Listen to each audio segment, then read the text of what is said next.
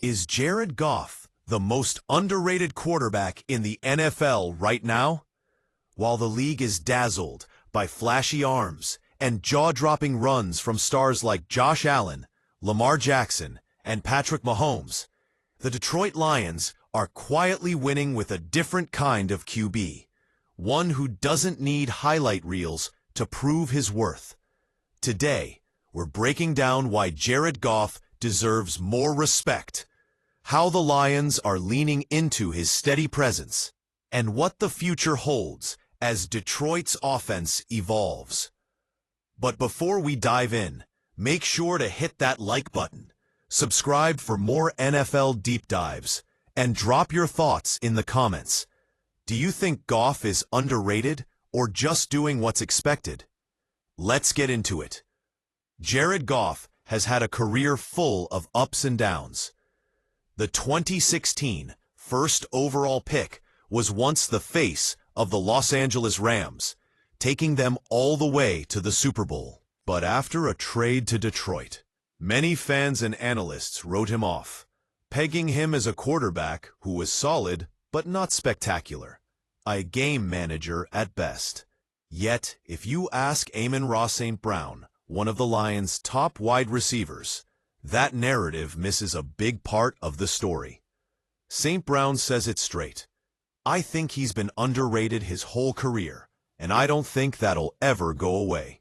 And when you listen to how St. Brown plays, he can't wait for more infuriating ones. Brown compares Goff to other elite quarterbacks. It's clear that Goff's style is just different. Look at Josh Allen, a physical freak with an arm that can launch bombs and the ability to escape defenders. Or Lamar Jackson, whose speed and elusiveness have redefined what a quarterback can do with his legs. Then you have Patrick Mahomes, who throws from angles no one else can and has this knack for making the impossible look easy in big games. Jared Goff? He's not flashy. He's not the guy making the highlight reels every week. But St. Brown, taken with that, Brown points out one key thing. Goff is consistent.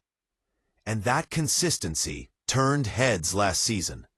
The Lions finished with a 15-2 record, best in the NFC. That's no small feat. It's the kind of result you get when your quarterback can be counted on to deliver, game after game. Let's talk stats, because they tell a powerful story. Last season, Goff threw for 4,629 yards, second only to Joe Burrow in the league. His passer rating was 111.8, bested only by Lamar Jackson. He threw 37 touchdowns, ranking 4th overall. And get this, his success rate, a stat that measures how often a player gains meaningful yards on a down, was the highest in the entire NFL. These numbers aren't flashy highlights. They're the quiet workhorses of a quarterback who's figured out how to slow the game down and execute. Now, the Lions are facing some changes. Last season's offense was largely run by Ben Johnson, their offensive coordinator and play caller for 3 years. This year, John Morton steps back in as offensive coordinator, a familiar face who was with the staff in 2022. Morton's goal?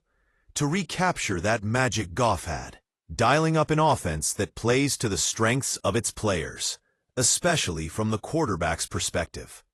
Morton explained how he wants every offensive player to understand the nuances of the quarterback position, even if they don't have to make the calls themselves. He wants wide receivers and skill players to read defenses like Goff does, knowing when it's man coverage, when it's zone, and anticipating how safeties line up.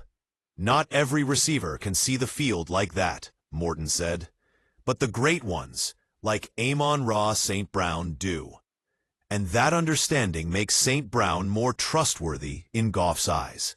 Of course, a quarterback's success isn't just about his arm or his mind. It's about the guys in front of him too. The Lions have a big job ahead, especially with the retirement of Frank Ragnow, their four-time Pro Bowl center. That leaves a gap in the offensive line and means Goff and his linemen have to redivide protection calls and communication. But offensive line coach Hank Fraley is still leading the charge with run-game coordination, working alongside Morton as they mesh their styles, blending Morton's emphasis on passing with Detroit's traditional ground attack. Left tackle Taylor Decker sheds some light on how the offense is evolving. According to him, Morton's approach is more pass-heavy, which fits with the league's overall trend. But the Lions aren't abandoning their identity. "We run the ball a lot," Decker said, especially on third downs and in long-yardage situations. "We also have a team mentality to go for it on fourth down." So that gives us the flexibility. He also mentioned that Morton's passing concepts will introduce some fresh wrinkles to their offense, new route concepts, and schemes to keep defenses guessing, while still building on what Detroit does well. So where does this leave Jared Goff and the Detroit Lions? In a league where the flashiest highlight often gets the headlines, Goff's steady, reliable play is quietly driving one of the NFC's best teams. Detroit is embracing its not-too-flashy quarterback, a guy who gets the job done, maintains composure under pressure, and leads with consistency. The question now is whether the new offensive coordinator and reshaped offensive line will help Goff build on last year's breakout season. If the Lions can keep that momentum, they might just prove that you don't have to be the flashiest guy on the field to be the most valuable. So what do you think? Is Jared Goff the underrated quarterback story of the NFL? Can Detroit keep rolling with this approach? Drop your thoughts down below and let's start the conversation. Don't forget to like this video if you enjoyed the breakdown. Subscribe for more NFL insights every week, and share this with your friends who love football as much as we do. Thanks for watching, and we'll catch you next time with more NFL stories you won't want to miss.